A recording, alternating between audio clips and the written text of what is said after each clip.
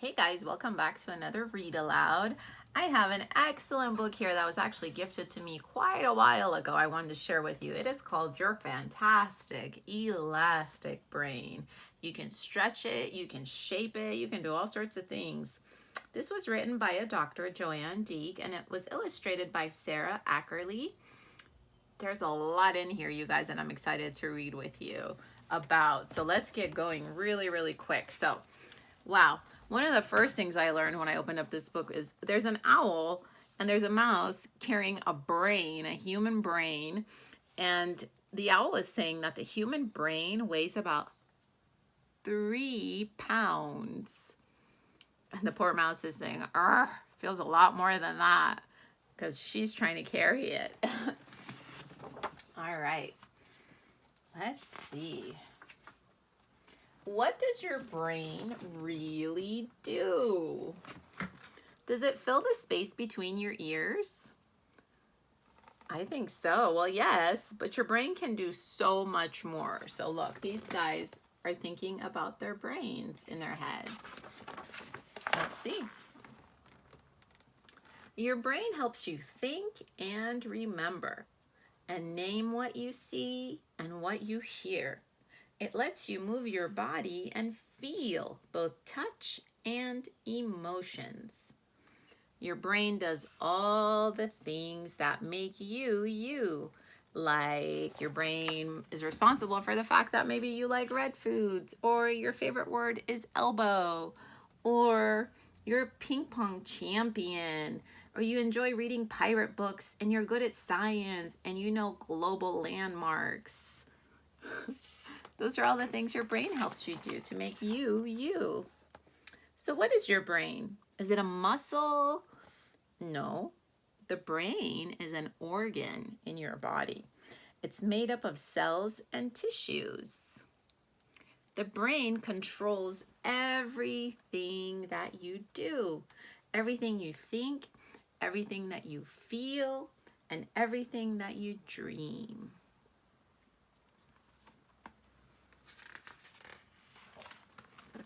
The brain has many parts that do all kinds of different jobs. Here's a picture of the brain, friends.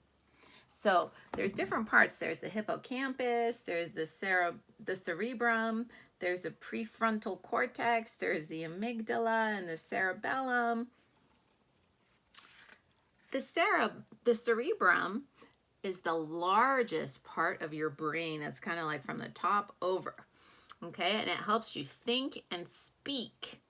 The cerebellum is a small part at the back of the brain that helps your muscles to coordinate your movements and your balance so that you can walk, you can ride a bike, or play tag. So this part of your head, your brain, helps you think and hear things and speak. Sorry, it helps you think and speak, but the cerebellum helps you when you're moving. So it has to do with coordinating your arm movement with your leg movement, balancing yourself, writing something. When you're playing around with your friends and chasing each other, you're using this part of your brain especially. Now let's see, the prefrontal cortex, which is right here, is a part of your brain behind your forehead, and it helps you make plans and decisions. So good choices and safe choices and smart choices. That's what it helps us do. The hippocampus is an area right in the middle, so I can't really show you because it's in the middle, right? The hippocampus is at the center of your brain. It works like a file cabinet to help you store and find memories. So like when I remember my favorite birthday party, I am using my hippocampus. That's where the memory is held, like a little book that's been put on that shelf, and I can take the book out, open it up, and then I can remember the memory that I'm thinking about.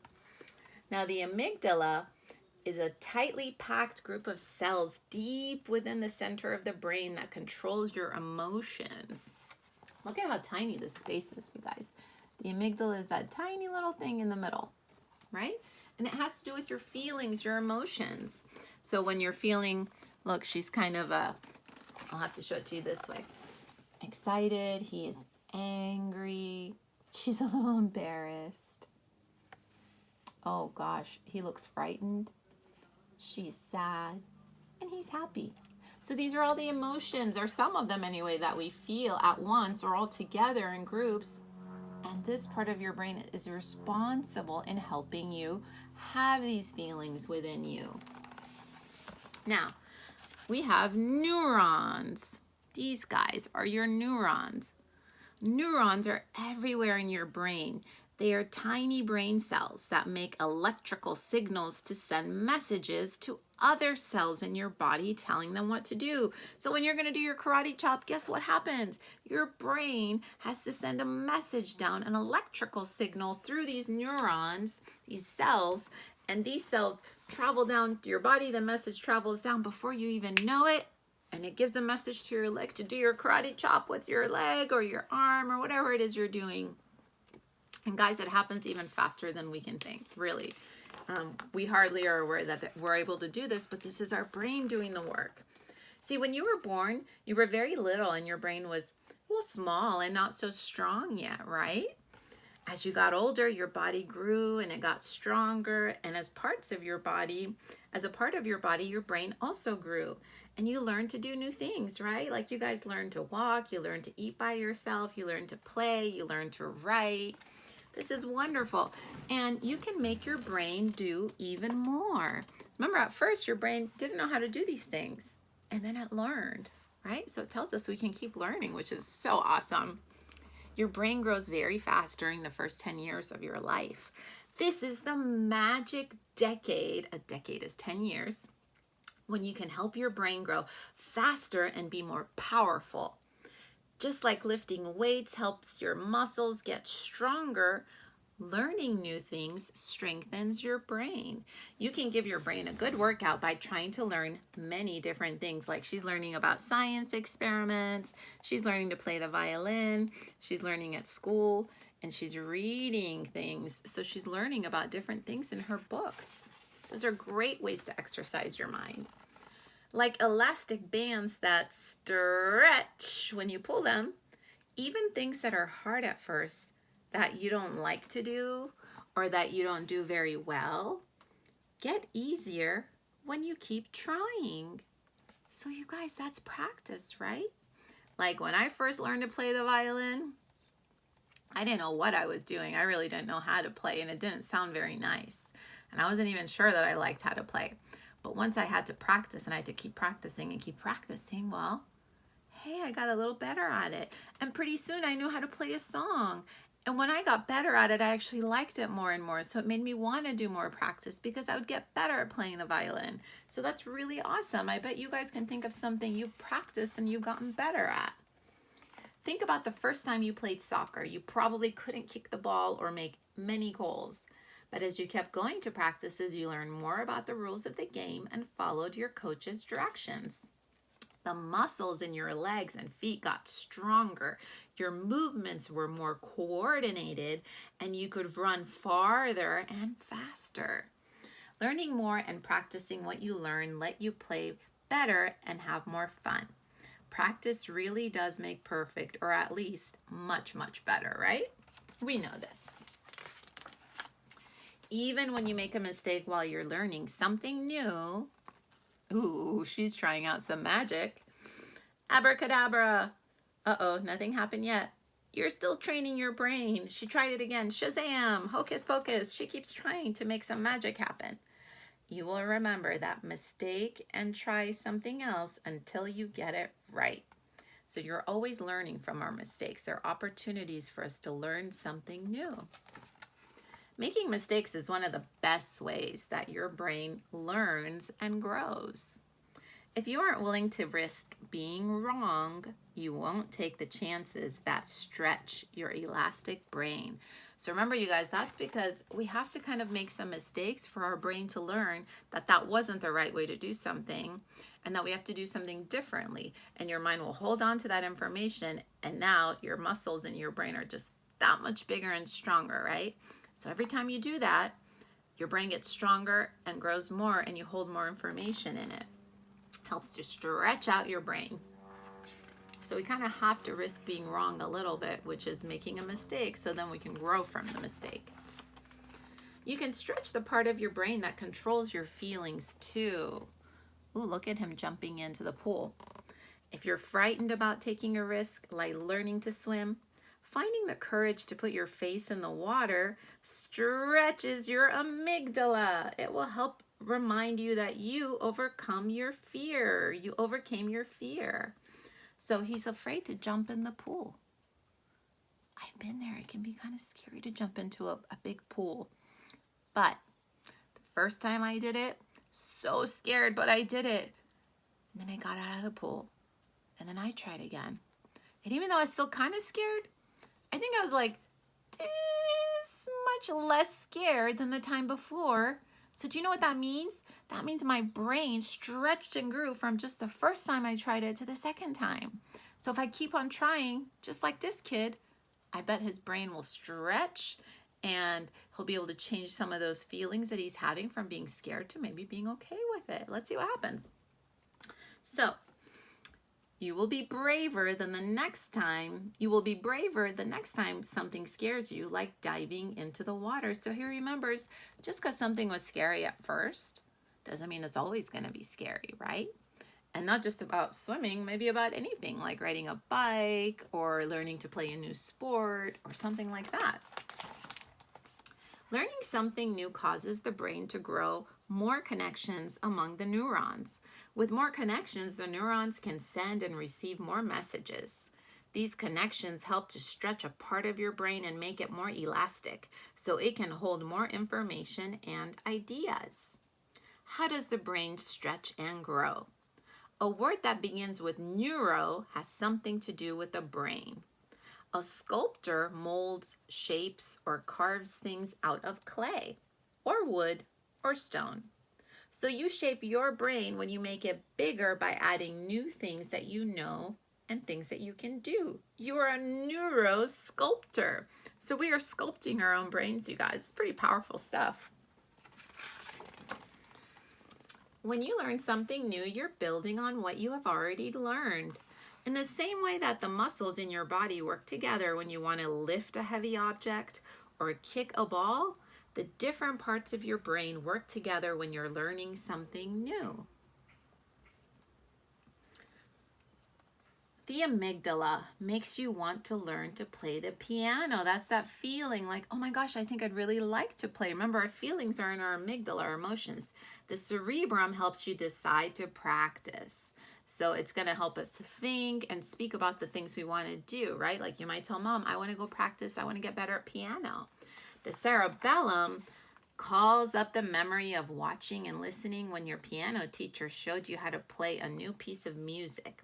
Then your cerebellum sends messages through neurons to the muscles in your wrists and hands and fingers so that you can hit the right notes.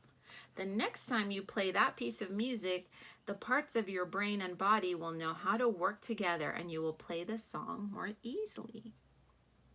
So see, she's thinking about her teacher and what she's been taught, and she's remembering, and her brain is sending down the messages through neurons to her wrist and her hands and her fingers so that she plays the right notes when she's playing the piano. The brain that makes you really you is an amazing organ. It controls what you think, do, feel, and remember. Your brain is growing very fast during your first 10 years of life, and now we know that it can help and that you can help it grow. When you try hard to learn something new, connections grow from neurons and attach to other neurons. So you guys, could I ever say, well, I could never learn how to play the piano? Or I could never learn how to play a clarinet? I can't say that. You know why? Because my brain is capable. And as soon as I start to practice it, my brain will build little connections. And every time I practice more and more, those connections will get stronger. And my brain will remember the last time I practiced and anything I learned from practicing. And each time I do it, I just get better and better because my brain is elastic. It can grow and strengthen, just like yours. So then your brain can send messages faster, making part of your brain bigger and stronger. So it gets really good at sending those messages.